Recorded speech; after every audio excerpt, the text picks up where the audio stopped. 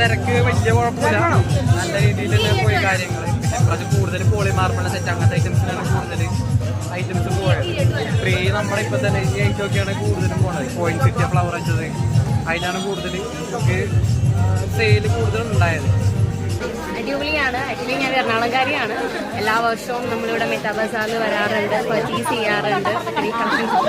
ഒത്തിരി variety collections ഒക്കെ ഉണ്ട്.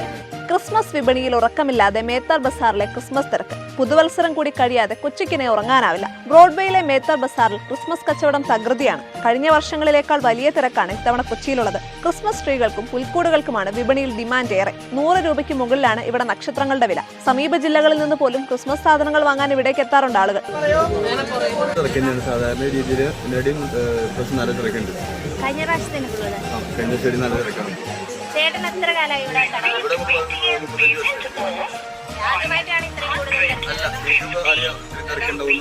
യൂട്യൂബുകാരൊക്കെ ഇഷ്ടംപോലെ നമ്മുടെ ഇതിലൊക്കെ ചാനലിലൊക്കെ കൊടുക്കുന്നതിന് ഒരു നല്ല തിരക്കുണ്ട്. ഇപ്പോൾ റീറ്റെയിലായിട്ട് ഹോൾസെയിലായിട്ട് നല്ല തിരക്കുണ്ട്.